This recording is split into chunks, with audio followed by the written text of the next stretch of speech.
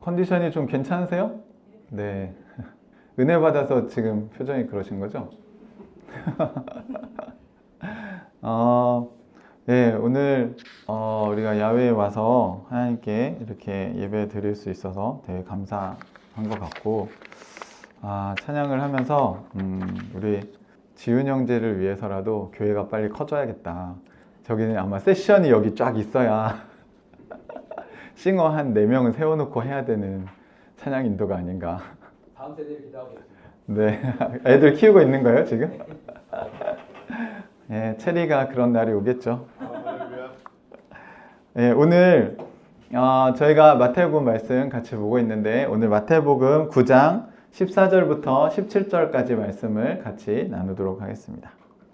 신약성경 마태복음 9장 14절부터 17절까지입니다. 오늘 마태복음 9장 14절부터 17절까지 한 절씩 교독하도록 하겠습니다. 그때 요한의 제자들이 예수께 와서 물었다. 우리와 바리새파 사람은 자주 금식을 하는데 왜 선생님의 제자들은 금식을 하지 않습니까? 예수께서 그들에게 말씀하셨다. 본인자신의 주님들이 신랑이 자기들과 함께 있는 동안에 슬퍼할 수 있느냐? 그러나 신랑이 빼앗길 날이 올 터이니 그때에는 그들이 금식할 것이다. 생배 조각을 낡은 옷에다 대고 깁는 사람은 없다. 그렇게 하면 새로 된 조각이 그 옷을 당겨서 더욱더 크게 찢어진다. 새 포도주를 낡은 가죽부대에 담는 사람은 없다. 그렇게 하면 가죽부대가 쏟아져 포도주는 쏟아지고 가죽부대는 녹게 된다. 새 포도주는 새 가죽부대에 담아야 그가 거듭된다. 네, 아멘. 네, 종말론 얘기를 하다가 왜 이 새 포도주와 새 부대 이야기를 이렇게 나누게 되었을까? 여기 맨 마지막에 예수님이 이런 얘기를 하셨어요. 새 포도주는 새 가죽 부대에 담아야 둘 다 보존된다. 그러니까 마지막 날 종말에 보존되는 게 중요한 거죠. 네, 여러분 살아남으셔야 될 거 아니에요, 그죠? 네, 지난주에 저희가 믿음에 대한 이야기를 했습니다. 그 백부장의 믿음이 정말 대단하지 않았습니까? 그러니까 로마인임에도 불구하고 오히려 유대인들보다 더 예수님이 어떤 분이신지를 정확하게 이해를 했는데, 그 믿음과 그런 믿음이 마지막 날에 우리 주님 앞에서 이렇게 인정받는 믿음이라면 그 믿음과 함께 가는 행함이 있어야 될 거잖아요. 그죠? 그러면 마지막까지 하나님 앞에서 인정받는 행함은 어떤 걸까? 네, 대해서 오늘 같이 이야기를 나눠보려고 해요. 여러분, 내용이 중요한가요? 형식이 중요한가요? 네? 네, 내용이 중요하죠. 그런데 형식도 그 못지않게 되게 중요합니다. 근데 이 밸런스를 사람들이 잘 잃어버리는 것 같다는 생각이 들어요. 워낙 교회가 그동안 본질을 잃어버리고 형식에만 치중해 있었기 때문에 이제 그거를 균형을 잡기 위해서 내용을 강조하긴 했지만, 여러분 형식도 굉장히 중요합니다. 이런 얘기를 하더라고요. 그 커피를 마실 때 여러분 믹스 커피는 어디에다 마셔야죠? 네, 종이컵. 아메리카노는 머그잔, 그죠? 네. 아이스 아메리카노를 종이컵에 담으면 이게 누가 시켜준 것도 아닌데, 그러니까 믹스 커피는 왠지 종이컵에 마셔야 더 맛있는 것 같고, 그죠? 아메리카노는 머그잔에 그래도 마셔야 커피 맛이 납니다. 이거는 사실 뭐 죽고 사는 문제는 아니지만, 우리가 그 안에 담는 내용물이 중요하지만 사실 그 내용물을 어디에 담는가도 굉장히 중요하죠. 오늘 본문에는 그 내용과 형식에 대한 이야기를 예수님께서 하고 있는 본문입니다.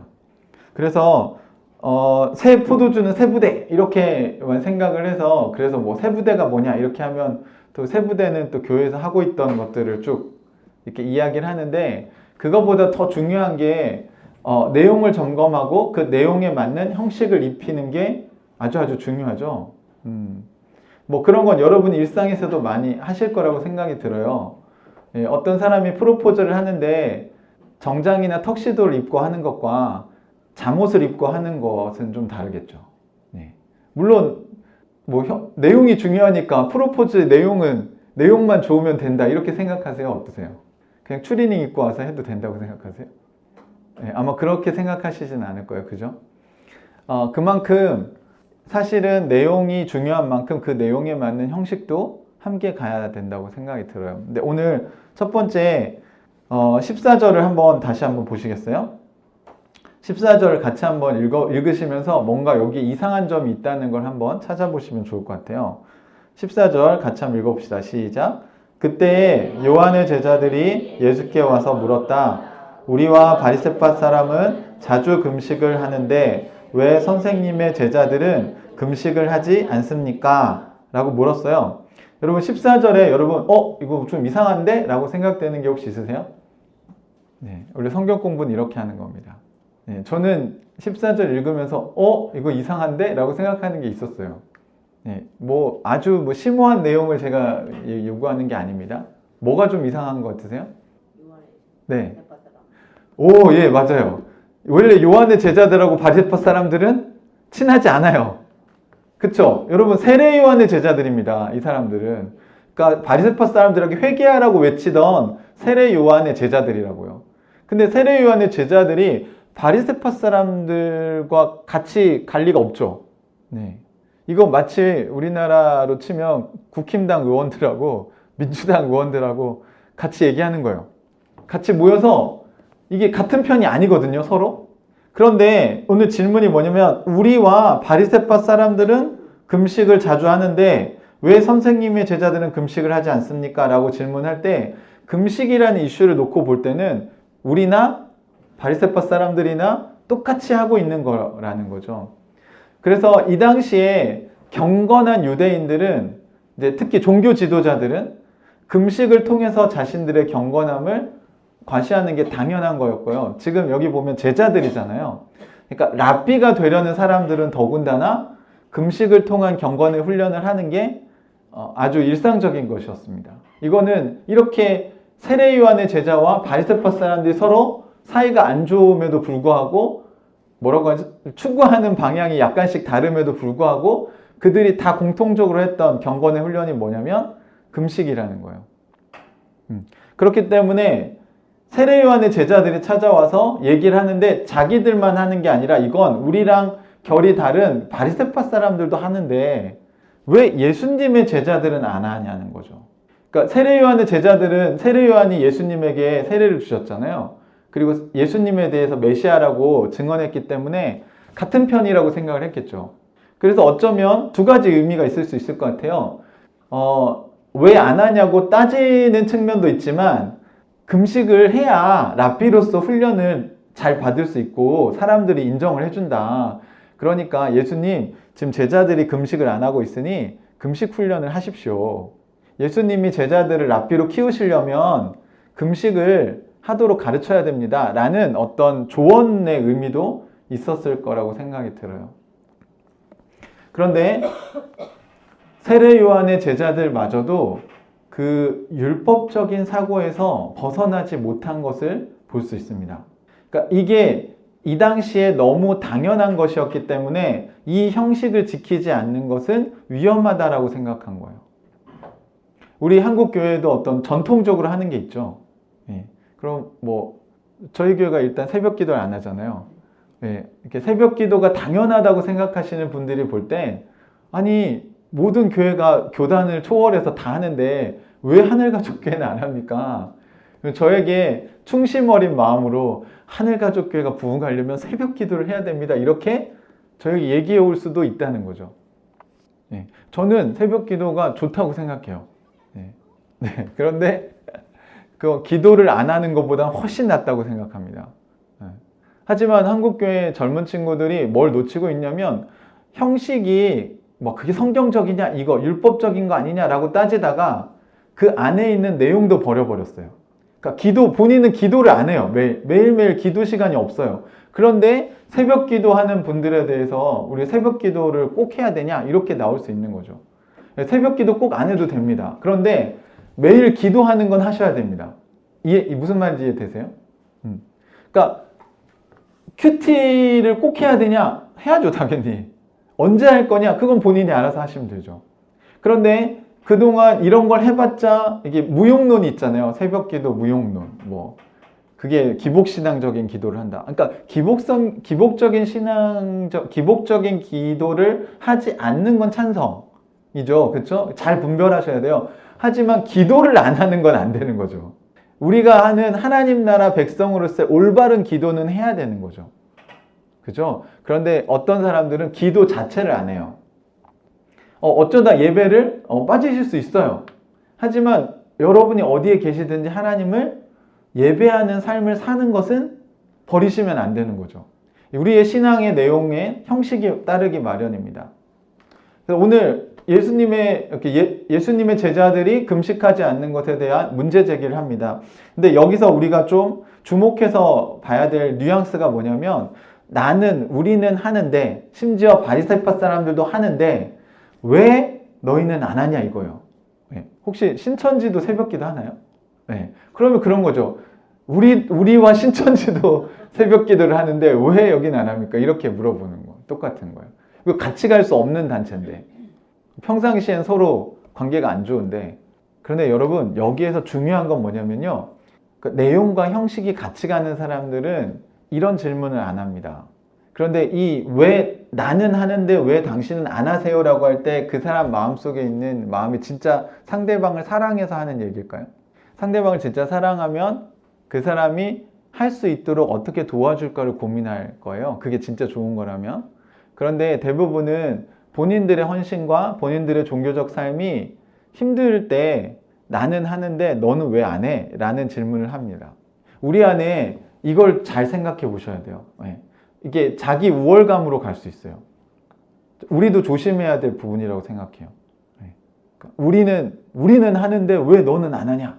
이런 접근은 굉장히 좋지 않은 접근입니다.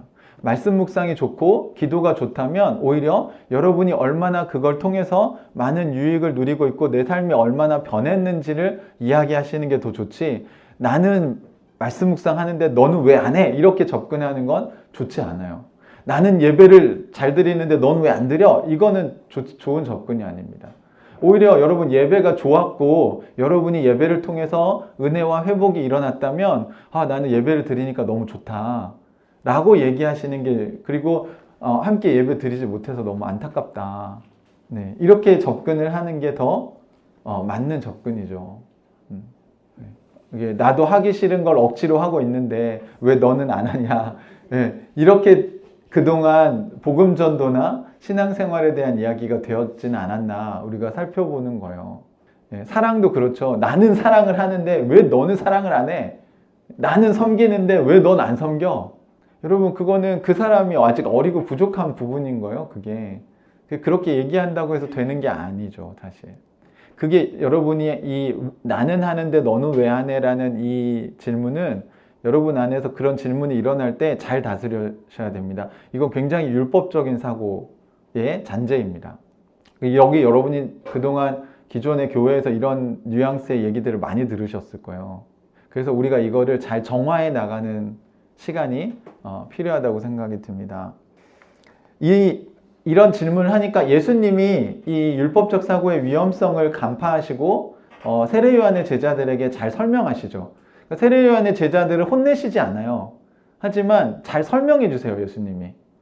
그 15절에 예수님이 그 질문에 대한 답변을 하시죠. 같이 한번 읽어보실래요? 시작.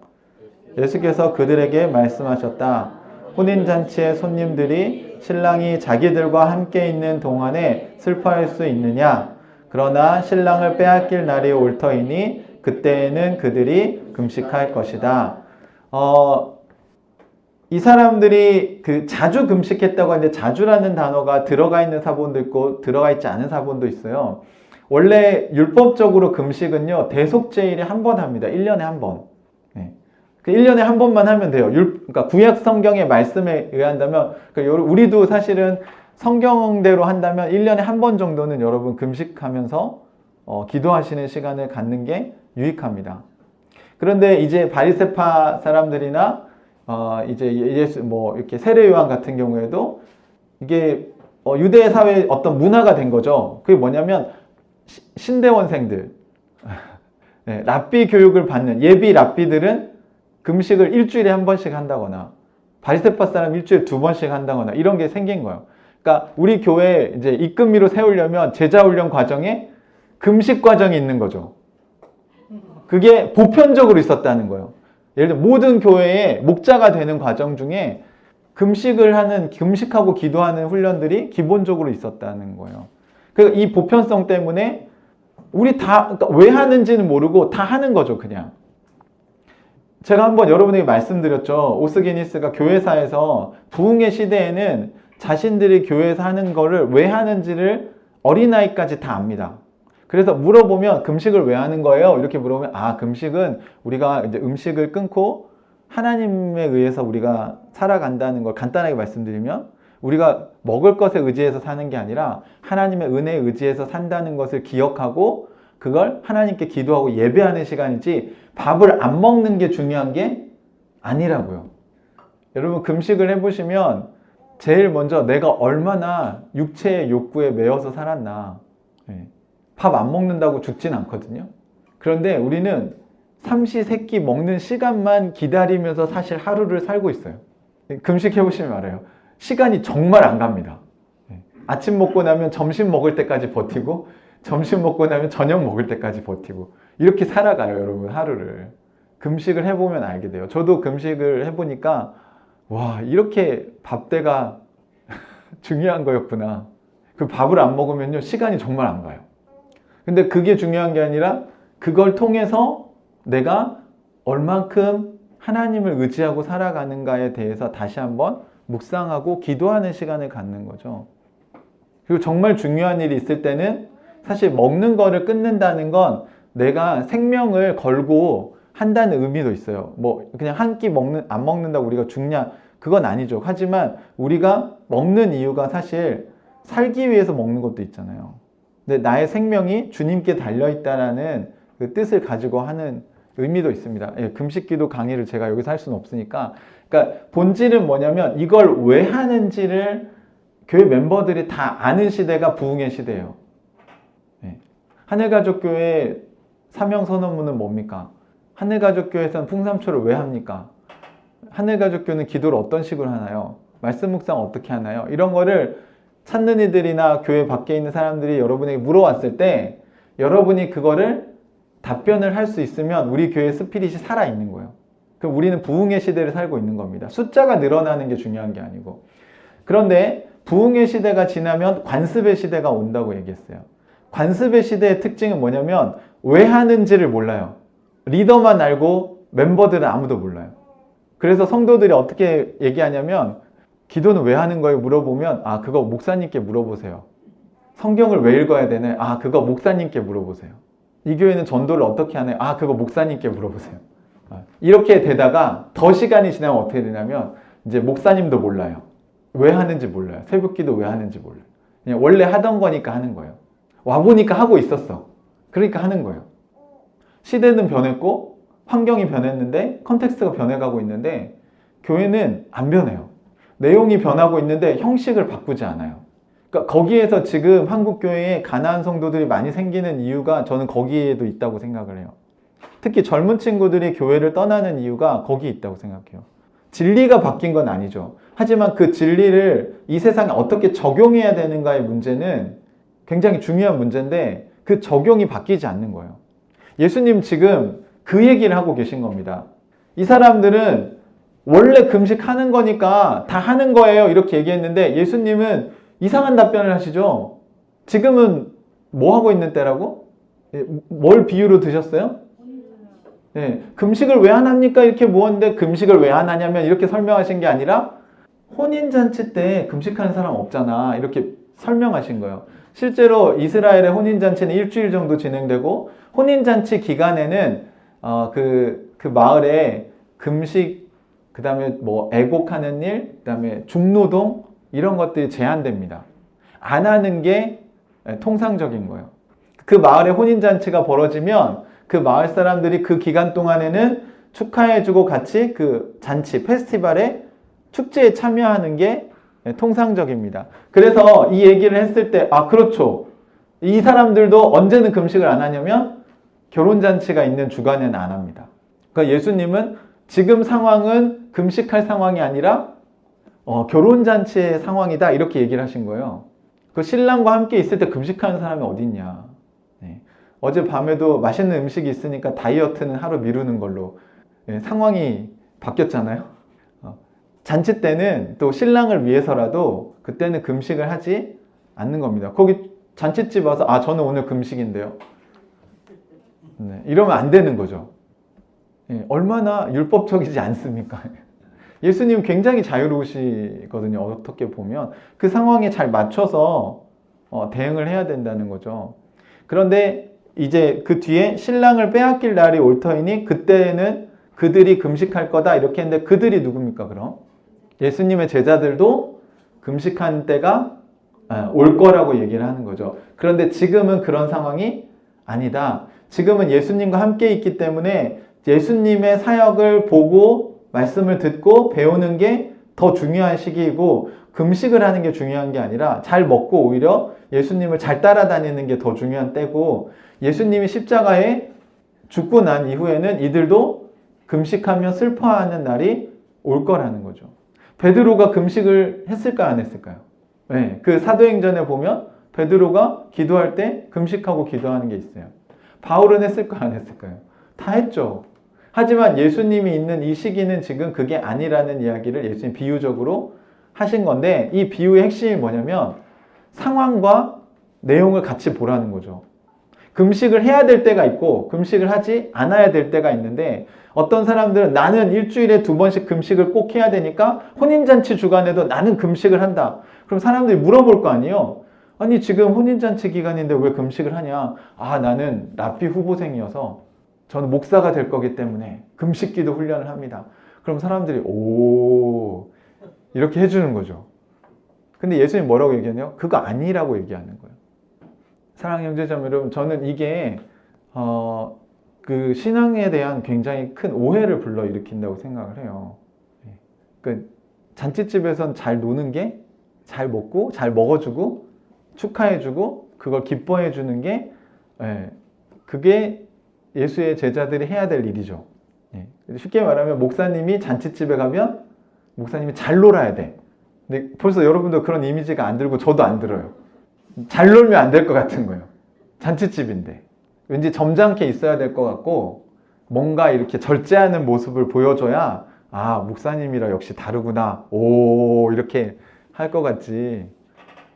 거기서 제가 막 우후 이렇게 하면 어색하잖아요. 그러니까 이게 예수님의 가르침과 되게 많이 동떨어져 있는 거고 자꾸 사람을 우리도 모르게 가두는 거예요. 어떤 틀에다가. 예수님의 대답은 상황에 따라서 금식을 해야 될 때가 있고 금식을 중단해야 될 때가 있는데 그게 자기 의가 돼서 나는 금식한다. 상황을 안 보고 그럴 수 있다는 겁니다, 여러분. 그러니까 여러분이 고집을 부리는 어떤 것 중에 좋은 습관이지만 때에 따라서는 여러분의 고집을 내려놔야 될 필요도 있다는 거죠. 그래서 여러분이 말씀 묵상을 하시면서 각자의 상황이 다르시잖아요. 그죠? 우리 교회에서 큐티할 때 보면 본문의 상황이 있고 그 다음에 그 본문의 상황에 주어진 메시지가 있어요. 그러면 내 상황은 어떠냐는 거죠. 내 상황은 본문의 상황과 비슷할 수도 있고 다를 수도 있어요. 그러니까 다르면 내 상황에 그럼 오늘 말씀은 어떻게 적용해야 될까? 그 상황에 따른 적용을 잘 하셔야 됩니다. 그러니까 선교에서 이거를 상황화라고 얘기하거든요. 그 도시나 그 나라에 가면 그 타문화권에 맞춰서 진리를 상황화하는 게 굉장히 중요합니다. 그러니까 그걸 놓치면 제국주의 선교가 돼요. 이거 좀 어려울 수도 있는데 아실 만한 분들만 아십시오. 그러니까 제국주의가 한 게 뭐냐면 우리가 선진국이고 우리가 우월하기 때문에 그 나라의 문화와 그 나라의 전통을 다 무시하고 우리가 가르쳐주는 대로 하는 거죠. 근데 선교도 그렇게 한다고요. 그러니까 뭐 예를 들면 우리나라에서 하던 제자훈련 방식을 외국에 가서 똑같이 진행을 합니다. 근데 그 나라 사람들의 라이프 스타일에 맞지도 않고 그 사람들의 문화에 맞지도 않고 그 사람들의 가치관에 맞지도 않은 거를 하는 거죠. 우리나라와 일본만 봐도요, 여러분 신관이 완전 다르잖아요. 그죠? 그러니까 일본 사람들은 원래 신이 무신론자는 거의 없어요. 그러니까 온갖 귀신이 다 있다고 이미 믿기 때문에 그들에게 예수를 전할 때는 예수가 유일신이냐 아니냐가 굉장히 중요한 문제잖아요. 근데 일본 사람은 그냥 쉽게 잘 받아들이는 이유가 그냥 예수도 하나의 신인 거죠, 그냥. 여러 가지 신 중에 하나. 근데 그게 영접했다고 우리가 착각하면 안 된다는 겁니다. 이렇게 예수님은 때에 따라서 그 상황에 맞게 우리가 지혜롭게 하는 게 필요한데, 그러려면 하나님과 계속해서 소통하는 일이 우리에게 필요할 수밖에 없는 거죠. 왜냐하면 상황이 바뀌니까. 네. 그 상황에 맞게 주님의 뜻을 물어야 되는 것입니다.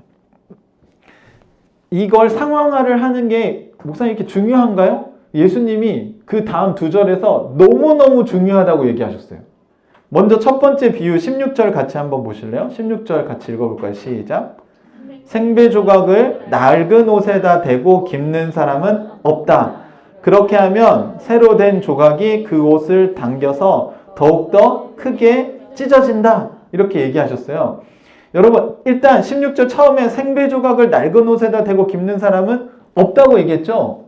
이 말은 이 제자들이 들었을 때 상식적으로 그런 사람이 어디 있어요 할 정도로 너무 당연한 이야기를 한 겁니다. 이 생배 조각이라고 하는 게 우리가 잘 모르는데 그냥 뭐 새 천을 낡은 옷에다가 깁지 않는다 이렇게 이해하시면 안 되고, 배옷인데 이 영어 성경이면 unshrunk cloth 이렇게 나와요.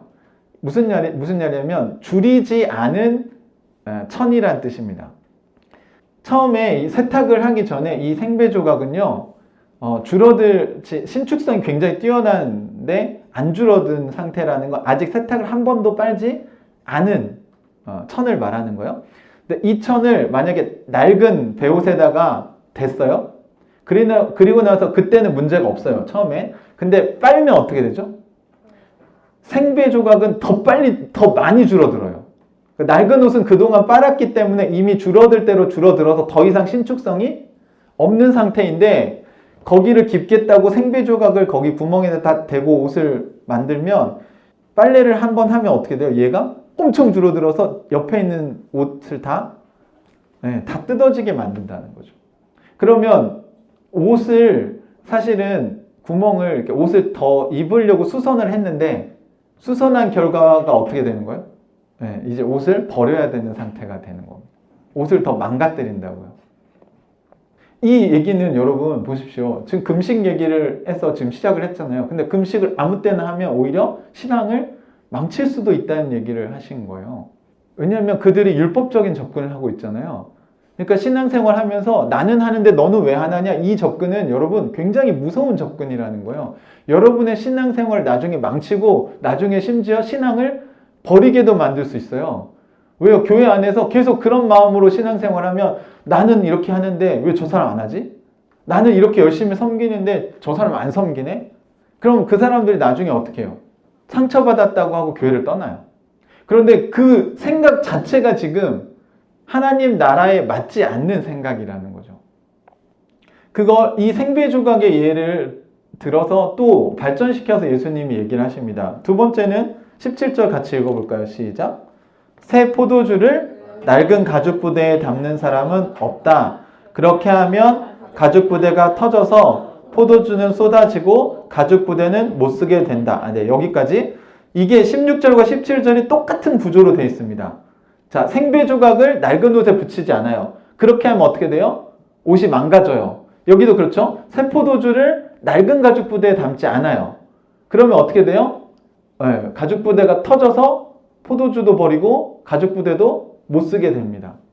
이거는 새 포도주가 잘못한 것도 아니고 낡은 가죽 부대가 잘못한 것도 아니에요. 그렇지만 새 포도주를 낡은 가죽 부대에 담으면 둘 다 못 쓰게 된다는 거예요.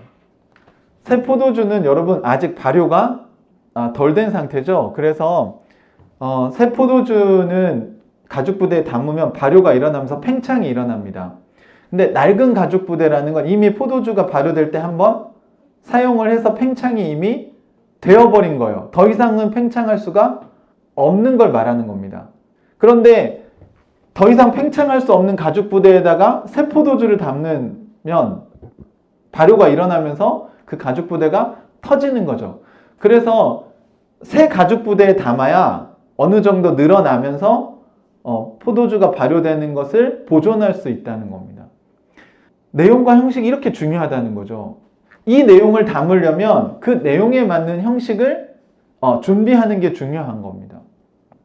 만약 그렇지 않으면 둘 다 못 쓰게 될 수도 있다는 거죠. 그래서 안 되는 경우를 얘기했다면 마지막 절. 그래서 새 포도주는 그 결론이 뭐예요? 새 포도주는 새로운 가죽 부대에 담아야 어떻게 된다고? 둘 다 보존이 된다.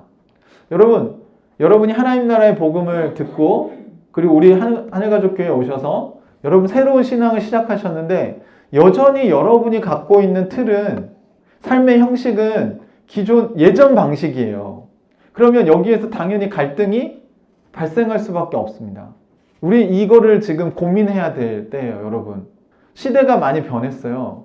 젊은 친구들이 한교회를 왜 떠날까요? 젊은 친구들이 들을 때는 복음이 전혀 메리트가 없어요. 매력이 없어요. 그러면 우리는 뭘 고민해야 되나요? 신앙의 선배인 여러분들은 여러분의 후배들을 만약 하나님 나라로 인도하고 싶다면 그들이 안타까운 마음이 든다면 어제 우리가 본 적 먼저 그들의 목자 없는 양처럼 유리하고 방황하고 있는 걸 먼저 보셔야 돼요. 아유, 요즘 젊은 것들은 안 돼. 이게 당연한 교회에서 당연히 해야 될 것들을 안 하잖아. 이게 벌써 옛날 형식에다가 그들을 끼워 맞추겠다는 거거든요.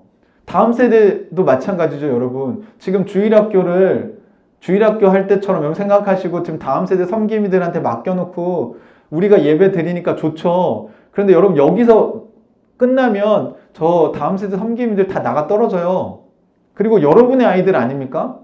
그럼 다음 세대를 우리가 어떻게 지원할지 그리고 섬김이로 여러분이 언제 빨리 섬김이로 성장해서 저 다음 세대 섬김이를 어떻게 도울지 이 고민을 함께 가져가셔야죠.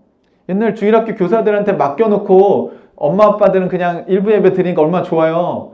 근데 어떻게 됐어요? 지금 주일학교가 그래서 다 망가졌잖아요. 그죠? 우리도 그렇게 하겠다는 거예요? 그 또 반대로 생각해 보세요. 이렇게 여러분 성숙한 사람이 많은데 그럼 우리 다 돌아가면서 합시다. 여러분 준비 안 된 교사가 아이들을 맡기를 원하세요? 여러분은 다음 세대를 섬기기 위해서 어느 정도 준비되고 있습니까? 준비 안 된 목자에게 양을 맡기는 것만큼 위험한 일은 없습니다. 그러니까 아무나에게 맡길 수는 없는 거예요. 그죠? 그러면 여러분 이 시대의 다음 세대 아이들에게는 우리가 복음을 어떻게 전해야 될까? 여러분 이걸 부모로서 여러분 고민을 하셔야죠. 왜냐면 집에서 여러분이 신앙을 가르쳐야 될 거 아닙니까? 신앙의 전수를 왜 교회 학교 선생님들에게 다 맡겨요? 이게 옛날 가죽 부대라는 거죠.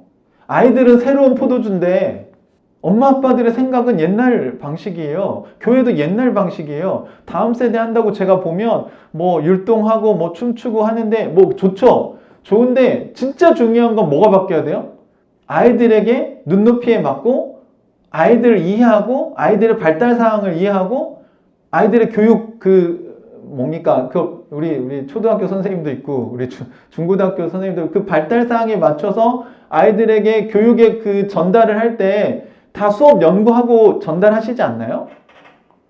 그 옛날 하던 방식대로 막 하시나요? 아이들이 바뀌었는데 그렇게 하지 않죠, 상식적으로.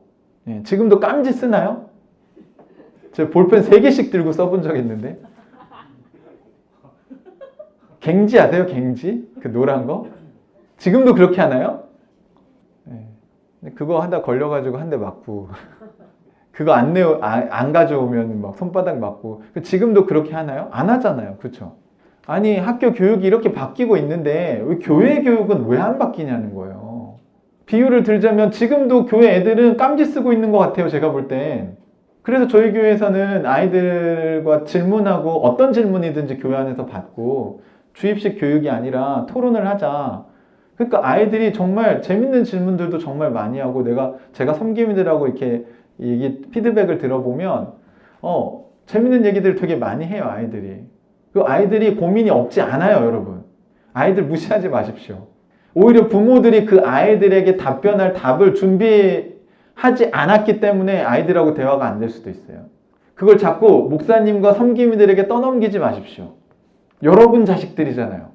그래서 여러분이 성경을 보셔야 된다는 거예요. 그리고 여러분이 먼저 궁금하고 이해 안 되는 부분들이 있으면 제가 그걸 도와주려고 여기 있는 거잖아요. 그래서 여러분의 실력이 점점 늘어야 되는 거죠. 그리고 우리도 태스크포스 팀을 가동해서 그래 요즘 초등학교 아이들의 트렌드는 어떤 거고 그 아이들에게 맞게 하나님 나라의 복음을 우리가 어떻게 설명할 수 있을까? 그러면 각자의 그 전문성들을 교회 안에서 같이 어우려서 새로운 가족 부대를 만들어야 된다는 겁니다.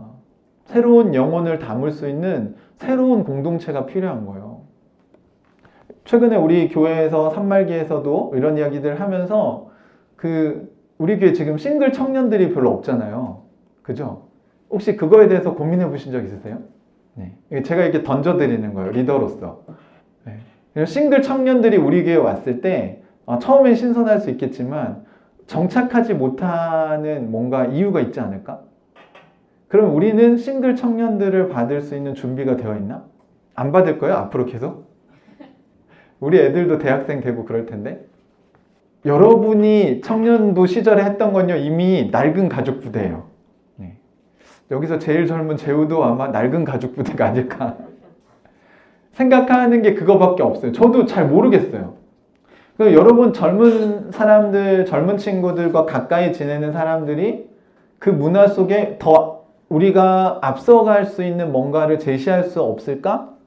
야, 여러분 우리 같이 기도하면서 고민해야 됩니다. 다음 세대 말로만 할 게 아니라 만약 그게 필요하다면 여러분 교회에서 재정적인 지원도 해야 되고 그리고 선생님들에 대한 지원도 해야 돼요. 선생님들이 그런 거 연수 받을 수 있게 가게 해주고 아니 다음 세대를 위해서 여러분 그런 지원을 해야 되지 않겠습니까?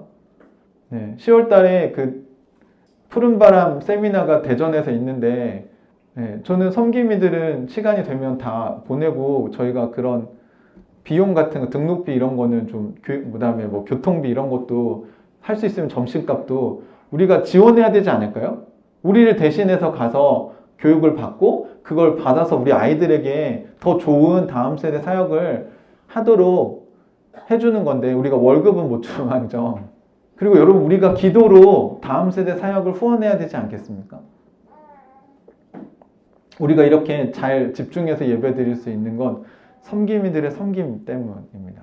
이게 한 예를 제가 드리는 거예요. 이런 게 많아요. 우리가 고민해야 될 게. 시대가 변했다고 얘기했으면 우리 하늘가족교회는 어떻게 이 시대에 하나님 나라를 담아낼 거냐는 거죠.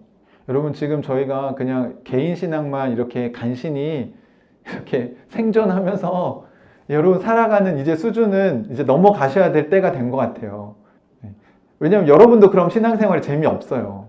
제가 배드민턴을 배우는데 맨날 똑같은 것만 시키면 나 다음 거 이제 배우고 싶은데 거기서 제가 만족하고 더 이상 배우지 않으면 제가 남을 가르치지는 못할 거예요. 그죠? 네. 다양한 기술을 제가 배우고 있고 제가 이게 아직 1년도 안 됐잖아요. 뭐 1년, 2년 배우면 또 제가 가르치는 은사가 있지 않습니까? 네. 여러분에게 또 배드민턴을 전수할 수 있는 그 실력이 될지도 모르겠어요. 그러니까 감독과 선수는 또 다른 거니까 제가 꼭 잘 쳐야만 되는 건 아니니까. 근데 제가 이걸 배우면서 이렇게 치는 거구나 라고 깨닫는 게 저는 되게 중요하다고 생각하거든요. 제가 최근에 그걸 좀 느꼈어요. 이렇게 세게 치지 않아도 공이 되게 잘 나갈 수 있는 그 자세와 스윙과 타이밍 이런 게 있구나. 이게 다 맞으면 진짜 그걸 경험을 했어요. 계속 틱틱 이렇게 맞다가 팡 이렇게 맞는. 그러니까 신앙생활도 저는 마찬가지인 것 같아요. 여러분이 이거구나. 하나님 나라의 복음이 이거구나. 목사님이 얘기하신 게 지금까지 얘기하신 게 이거였구나. 최근에도 한 자매가 목사님이 지나친 배려하지 말라고 그렇게 제가 설교를 몇 년간 들었는데 이제 그게 무슨 말인지 알겠습니다. 얘기하더라고요. 이제 알겠다고. 자꾸 판단하지 말고 묵상하고 분별해라. 근데 이게 머리로는 알 것 같은데 실제 삶에서 자기가 내면화되고 인격화되지 않으면 그게 사실은 여러분 정확하게 모르는 거예요. 마치 제가 배드민턴 동작은 다 배웠어요. 근데 이게 팡 하고 맞는 순간은 제가 해봐야 알아요. 해봐야. 그거를 코치님도 그런 거예요. 방금 이거 느끼셨죠? 아, 이렇게 치시는 거군요. 그러니까 이거는 코치님도 설명으로 할 수가 없는 거예요. 그렇잖아요. 제가 하면서 느끼는 거죠. 세민이 형제 활 쏠 때 그 느끼지 않았어요? 네. 지난주에 막 다 들어갔다고 10점에. 네. 근데 이게 활이 제대로 쏘아져 자세가 제대로 됐을 때는 본인이 알죠. 아, 이렇게 쏘는 거구나. 근데 제가 이게 세민이 형제는 자주 가는데 저는 가끔 가거든요. 한 달에 뭐 한 번, 두 번 막 이렇게 가니까 갈 때마다 이 화살이 중구난방이에요. 자세를 맨날 교정해야 돼, 맨날. 너무 띄엄띄엄 가니까. 제 말 이해되시죠? 아마 바이올린을 배우는 것도 뭐 한 달에 한 번, 두 번 받으러 오면 글쎄요. 그렇게 해서 몇 개월, 1년 해봐야 바이올린이 얼마나 늘까. 학교 수업을 애가 매일 안 나오고 한 달에 한 번, 두 번 학교 등교하면 걔한테 수학을 가르칠 수 있을까? 여러분 신앙생활 똑같습니다. 말씀 묵상을 여러분 한 달에 뭐 서너 번 이렇게 해가지고 성경을 여러분이 맛보는 그 경험을 한다고요? 진짜 은혜입니다. 그걸 하셨으면. 그 은혜인 줄 아셔야 돼요. 예배 일주일에 여러분 한 달에 예배 4번밖에 안 드리세요. 4번 많아야 5번. 근데 그거 갖고 여러분 한 달을 사신다고요? 그래서 어떻게 우리가 다음 세대에 새로운 가족 부대를 제시하고 우리가 청년들에게 아 하나님 나라 이런 거다라고 언제 우리가 후배들에게 전수해 줄 수 있을까요? 이제 우리 하늘가족교회가 그 신앙의 성숙의 단계로 한 단계 더 나아가야 될 때가 된 것 같아요. 영적 어린아이에 있으셨다면 영적 청년이 되셔야 되고요. 영적 청년이 되셨다면 영적 부모가 되시려고 준비하셔야 됩니다. 준비되지 않았는데 사람을 붙일 수는 없어요. 준비되지 않은 사람을 지도자나 리더의 섬김 위에 올릴 수는 없습니다. 완벽을 말하는 거 아닌 거 아시죠? 네, 최소한의 준비가 되어야 된다는 거예요. 그러면서 우리도 하면서 배우는 거예요. 여러분 풍삼초 이끌미 과정을 마치셨잖아요. 근데 이제 여러분이 해보셔야 그 다음 얘기를 제가 할 수 있어요. 당연히 안 되겠죠. 풍삼초 한 번 배웠는데 이게 되겠냐고요. 하지만 여러분이 여러 번 하다 보면 저는 저보다 더 잘하는 사람이 우리 교회에 나올 거라고 생각해요. 아멘을 안 하시지? 사랑하는 형제자매 여러분, 승부욕은 이런 데다 쓰셔야 돼요.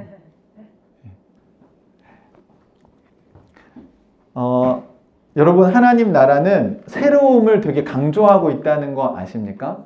네, 제가 여기 썼지만 예수님 오셔서 유대인들에게 3계명을 주셨잖아요. 그죠? 3계명. 그리고 이전 것은 지나갔으니 너희가 새로운 피조물이 되었다. 내가 새로운 한 사람을 지었다. 그 다음에 새하늘과 새 땅. 이게 신천지 아니에요 이게. 새하늘과 새 땅. 한자로 하면 신천지예요 그게. 새하늘과 새 땅. 그리고 마지막에 새 예루살렘 성. 그러니까 종말론적인 이야기에도 자꾸 새 예루살렘 성이 올 거다. 하늘로부터 새 예루살렘 성이 내려올 거다. 새 하늘과 새 땅이 너희들에게 주어질 거다. 마지막 날에. 너희 새 사람이 되어야 된다. 날마다 새로워져야 된다. 진정한 갱신을 하는 종교는 기독교입니다. 기독교는 날마다 죽고 다시 태어나는 종교라고 얘기해요. 그래서 과거에 얽매이지 않는 겁니다. 낡은 가죽 부대에 얽매이지 않는 사람들이라고요. 우리는 매일매일 새로운 포도주, 새로운 하나님의 말씀을 듣습니다. 그걸 통해서 우리는 새로운 사람이 자꾸 되어가는 거예요. 어제의 나와 오늘의 내가 달라지는 거죠. 여러분 이게 가능한 게 기독교입니다. 예수님 오셔서 그게 가능하다는 소식을 알려줬는데 그게 복음인 거예요. 예수님 사람이 변할 수 있습니까? 변할 수 있다고 얘기하신 거죠. 새 사람이 될 수 있다. 여러분 새로운 사람이 될 수 있습니다. 자꾸 이렇게 생각하죠. 난 안 돼. 나 T야. 나 F야. 이거 되게 안 좋은 생각이에요. 그걸 여러분은 자꾸 여러분을 과거에 얽매이게 만드는 거고 여러분을 어떤 틀에 자꾸 가두시는 거예요. 그러니까 여러분 상대방도 가두시지 마세요 제발. 네. 오른손만 가진 사람이 없고 왼손 오른손이 다 있는 것처럼 여러분 안에는 T와 F가 다 있어요 여러분. T인데 왜 그래 이렇게 얘기하시면 안 돼요. 사람은 다 그 2가지를 갖고 있어요. 주로 뭘 쓰느냐의 문제인 거지. 여러분 새로워질 수 있습니다. 믿으세요? 왜? 내일은 아니 사람을 믿으라는 게 아니라 주님의 말씀을 믿으라는 거예요. 주님이 그렇게 얘기하셨잖아요. 사랑하는 형제자매 여러분, 여러분이 날마다 새로워지는 삶을 살기를 주님의 이름으로 축복합니다. 자꾸 과거에 얽매이지 마십시오. 죄에 얽매이지 마십시오. 여러분이 갖고 있는 그 낡은 가죽 부대의 틀에, 그 프레임에 매여 살지 마십시오. 하나님 나라의 복음은 여러분이 새로워질 수 있다고 이야기하는 것입니다. 새로운 것에 도전하십시오. 새로운 변화에 도전하십시오.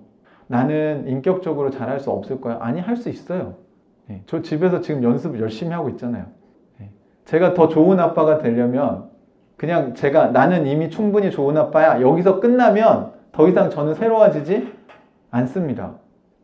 여러분의 자녀들은 새로운 포도주예요. 엄마 아빠가 새로운 가죽 부대가 되어야 아이들이 둘 다 보존될 수 있어요. 안 그러면 한쪽이 터집니다. 교회도 마찬가지고 여러분의 신앙도 마찬가지입니다. 나는 안 돼. 나는 이런 사람이야. 나는 이건 안 바꿀 거야. 네. 제발 그 고집을 버리셔야 하나님 나라에 보존되는 삶을 사실 수 있어요. 아니 물론 좋은 건 지켜야죠. 그러나 쓸데없는 것에 여러분 고집을 버리지 마십시오. 여러분 더 좋은 방향으로 성장하고 나아갈 수 있습니다. 네. 한 명만 아멘 하겠습니다. 여러분 이게 우리 하나님 나라의 복음이잖아요. 그죠?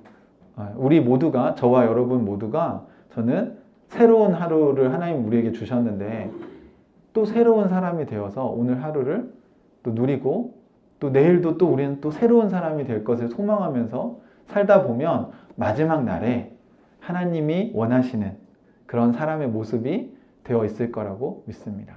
우리 과거에 매이지 마시고 앞으로 새로운 삶을 향해 계속 나아가셨으면 좋겠습니다. 같이 기도하겠습니다. 예수님을 계속 따라가려면 여러분 새로운 삶을 사셔야 돼요. 자꾸 생배 조각을 자꾸 여러분의 인생에 붙이지 마십시오. 그게 오히려 여러분을 망가뜨릴 수 있습니다. 여러분 낡은 가죽 부대에 연연하지 마십시오. 새 포도주가 들어오면 다 터집니다. 담아낼 수 없어요. 자꾸 여러분이 담아내려고 하시지 마십시오. 그냥 주님을 따라가십시오. 주님이 하라는 대로 하면 우리는 새로운 가죽 부대가 될 것입니다. 늘어날 수 있는 융통성이 있으셔야죠. 오늘 말씀을 통해서 혹시 여러분이 낡은 가죽 부대처럼 붙잡고 있는 여러분의 생각은 무엇인지 이 시간 하나님 앞에 회개하고 주님 저를 새로운 피조물, 새로운 사람, 새로운 가죽 부대가 되게 해주십시오. 같이 기도하도록 하겠습니다. 같이 기도하겠습니다. 하나님 아버지, 오늘 저희가 하나님의 말씀을 통해서 내용만큼 형식도 중요하고 그걸 담아낼 수 있는 그릇도 삶도 중요하다는 것을 깨닫게 되었습니다. 하나님, 그런데 우리 안에는 여전히 그 과거에 얽매여 있고 우리의 생각을 창의적으로 하지 못하게 만드는 또 우리의 사고를 더 넓힐 수 없도록 가로막는 것들이 있습니다. 주님, 이 시간에 우리 안에 하나님의 은혜가 또 하나님의 사랑이 우리를 새로운 사람이 되도록 하나님 도와주시고, 하나님 우리 공동체가 날마다 새로워지는 그런 공동체가 될 수 있도록 주님 도와주시옵소서. 오 주님, 우리 안에 있는 거짓과 속임수 그리고 쓸데없는 관습과 우리 자신에 대해 얽매이게 만든 생각들을 예수 그리스도의 이름으로 모두 끊어지게 해주시고 그런 결박에서 풀려날 수 있게 도와주십시오. 그런 벽들을 부수고 나아갈 수 있게 도와주십시오.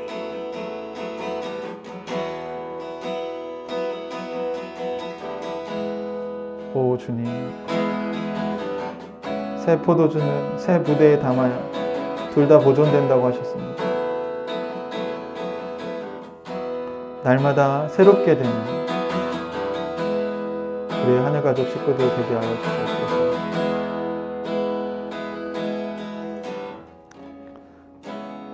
하나님 아버지, 우리의 삶이 과거에 매여 있지 않게 도와주십시오. 주님, 우리도 모르게 우리 자신에게 만들어 놓은 마치 투명하지만 더 이상 뛰어오를 수 없도록 유리천장과 같은 것이 우리를 짓누르고 있을 때가 있습니다. 주님은 할 수 있다고 얘기하시지만 우리는 그것을 뛰어넘지 못할 때가 많습니다. 하나님, 우리의 믿음 없음을 불쌍히 여겨 주십시오. 오늘 새 포도주는 새 부대에 담아야 둘 다 보존된다고 주님이 얘기하셨습니다.